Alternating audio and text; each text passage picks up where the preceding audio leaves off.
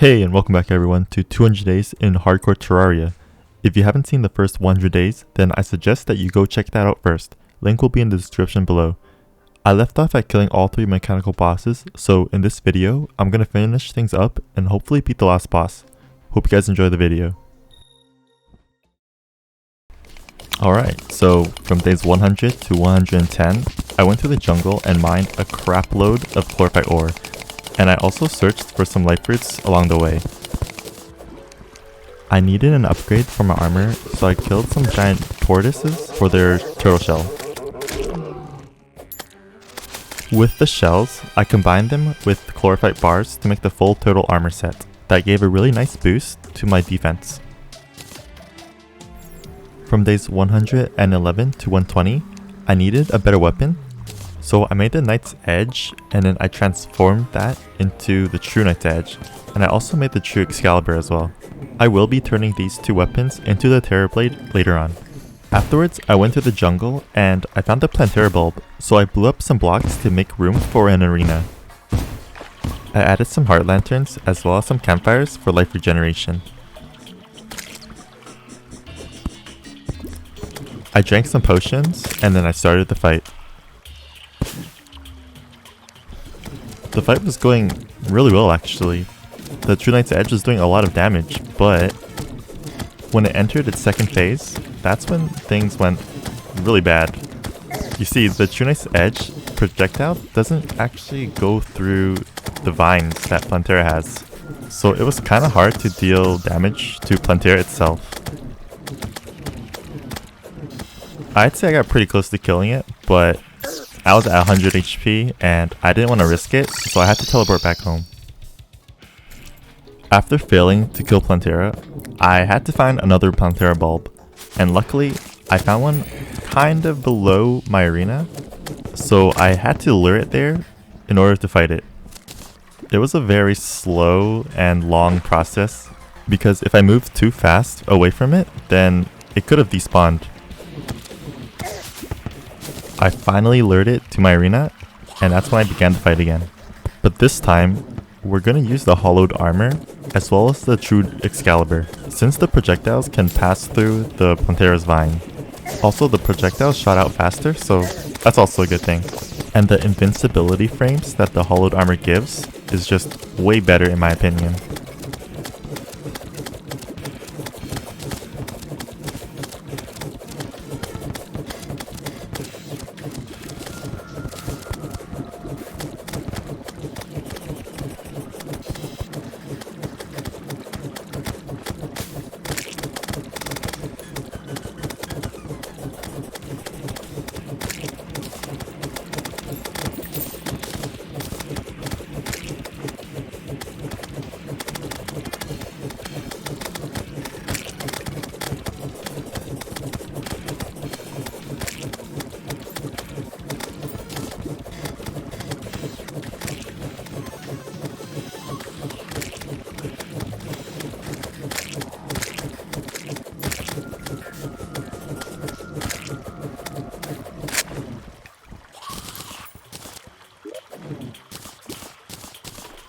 After defeating Plantera, I was lucky enough to get the melee weapon from it.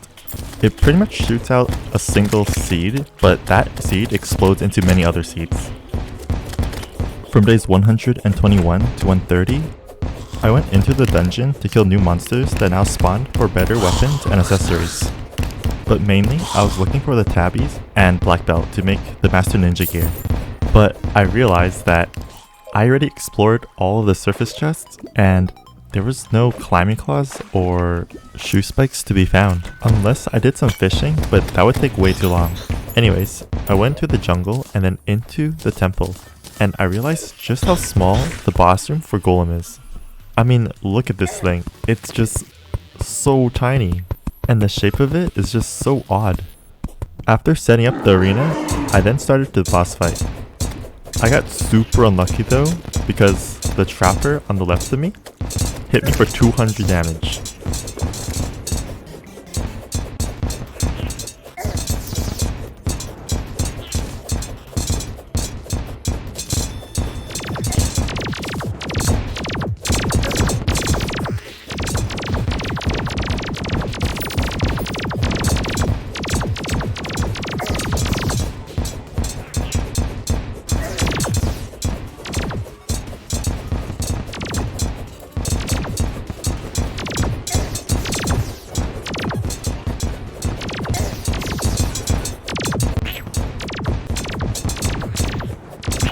After defeating Golem, I was hoping for the possessed hatchet to drop, but unfortunately it didn't, so I had to fight Golem again, but this time I didn't do so hot and I had to teleport back home.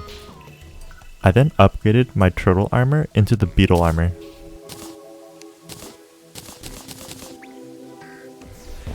I pretty much just kept killing this boss until I got what I wanted. The possessed hatchet and the eye of the golem.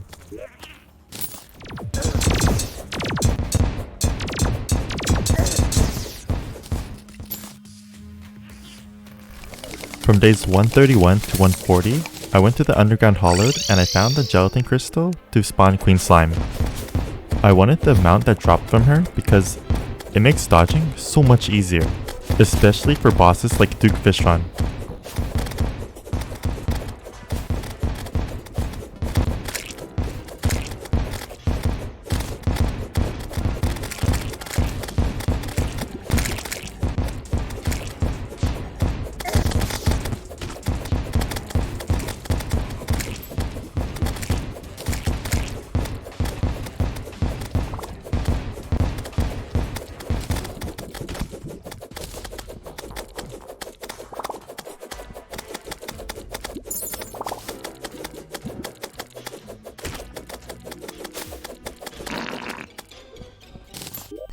After killing it, I opened the bag and luckily enough, I got it on the first try.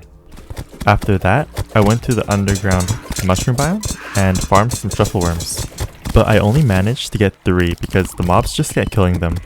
After collecting the truffle worms, I started making the arena for Duke Fishron at the ocean. But I noticed a flying drone and I flew under it to activate the Martian Invasion, which ended up being a huge mistake. My weapons were clearly not meant to clear out huge mobs, so it took me quite a while to actually beat this invasion. I had to hole up and pick them off one by one.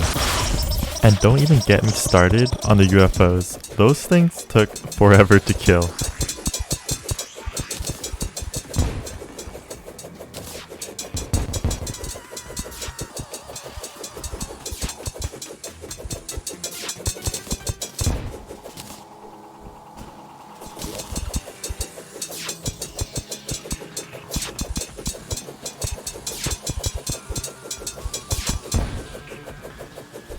After the Martian Invasion, I used the solar tablet to spawn the solar eclipse, because it's about time I make the Therablade.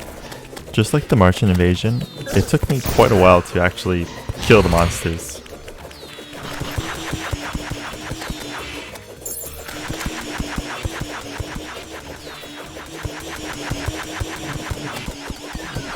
After killing just one Mothron, I got the Broken Hero Sword and I immediately went to make the Terrablade.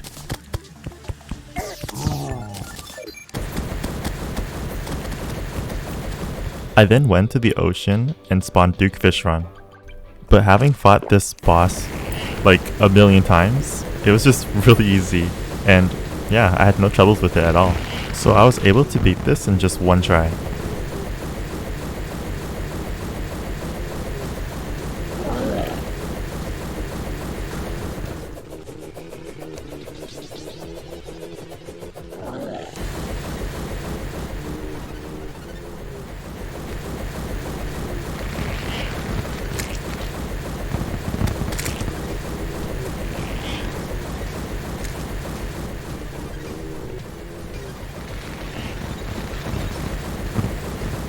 When it got to its third phase, it took me a really long time because I wasn't able to do that much damage to it because it was dashing really fast and also disappearing as well.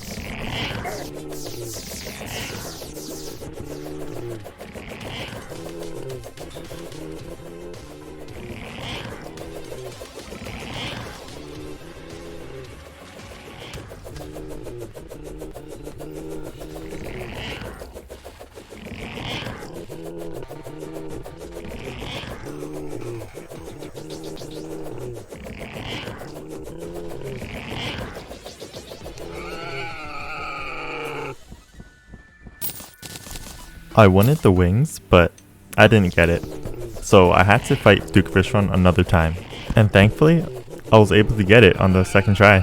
unlike my other videos that took me over 10 tries. I then went to the dungeon to summon the lunatic cultist. It felt a bit too soon because I literally just killed Duke Fishron, but it felt right at that time.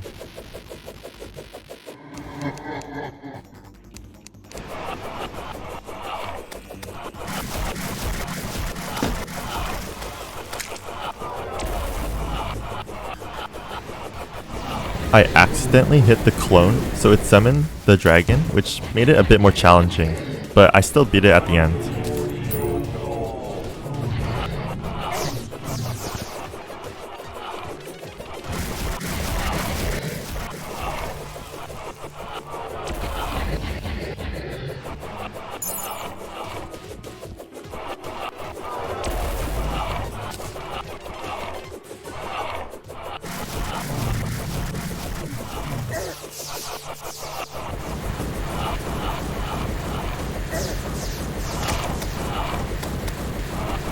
After killing the boss, the Stardust Pillar spawned right next to me, so I had to teleport back home before I got killed. From days 151 to 160, I had a lot of trouble killing the 4 pillars, especially the solar one, because they did so much damage and I always had to keep constantly teleporting back home.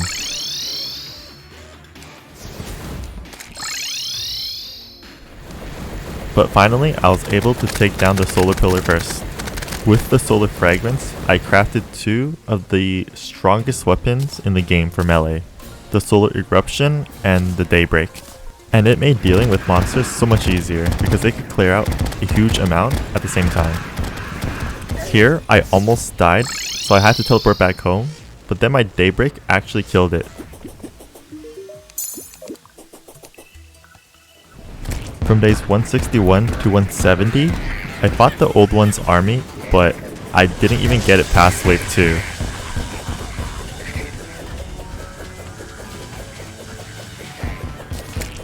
I needed more damage, so I killed the Wall of Flesh again to get the Warrior's Emblem.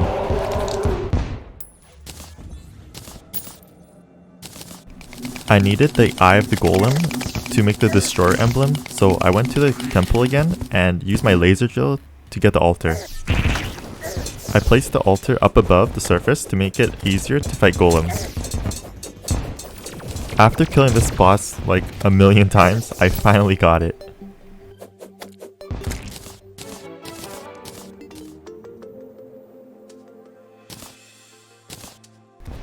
From days 171 to 180, I killed the Nebula Pillar and then I got ready for the Moonlord fight.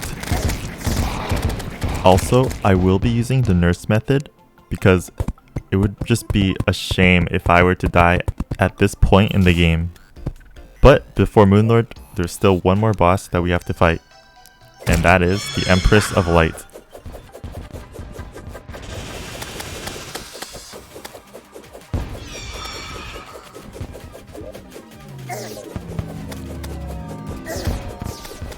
I was doing a really good job and I thought I could actually beat it on my first try, but then I did some really stupid things and I took so much damage. So yeah, I had to teleport back home and try again.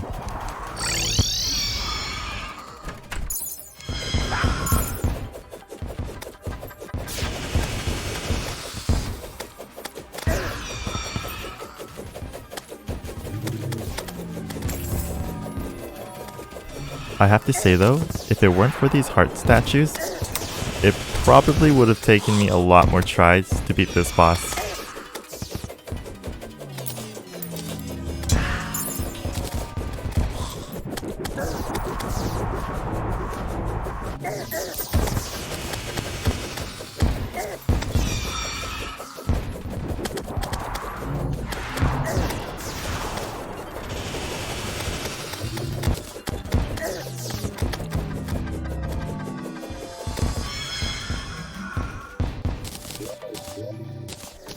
I opened the treasure bag and got an accessory that gives infinite flight, which is going to be really useful for Moonlord. I pretty much have everything I need to fight Moonlord, so I went to destroy the last pillar.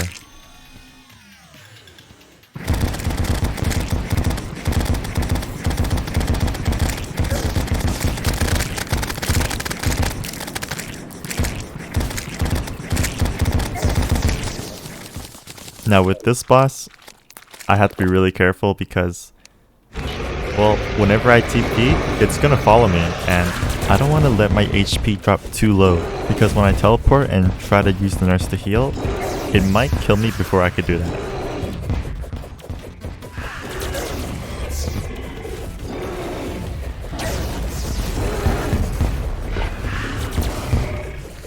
I'm mainly using the Daybreak because attacking from a safer distance is always the better option.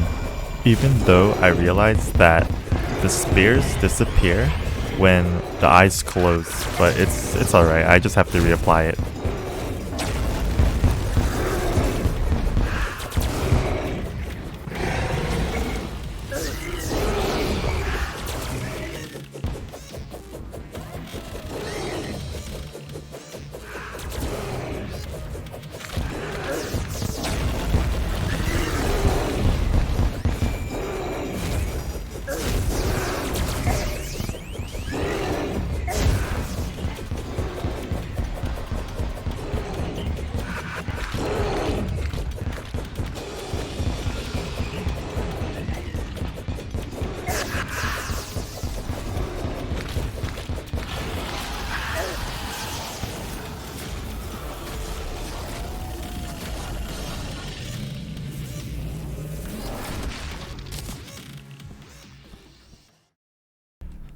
So after defeating Moonlord, I spent the remaining days doing the whole entire process over again. So killing all 4 pillars and then Moonlord itself, which is the last and best armor in the game. I was only able to craft some pieces of the armor set, so that's why I had to kill Moonlord more. So from days 191 to 199, I killed the lunatic cultist to be able to spawn the 4 pillars. And then I had to repeat the very long process of killing the Solar, Stardust, Vortex, and Nebula pillars.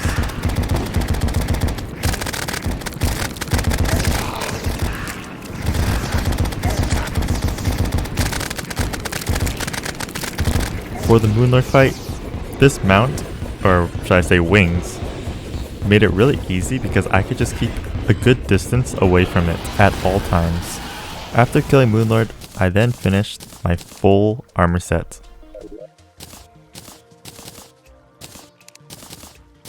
I also made the wings to complete the look. And there we go guys, finally made it to day 200 of hardcore. I know that some of you guys are wondering, why is this video so short? Well, that's because it was pretty much just mainly me farming a bunch of items over and over again until I finally got it, which took up the majority of the days, so I didn't really want to bore you guys with that. But anyways guys, thank you so much for watching. If you enjoyed the video, hit that thumbs up, comment down below, and also subscribe. It's free, you can always change your mind after. See you guys in the next one. Peace.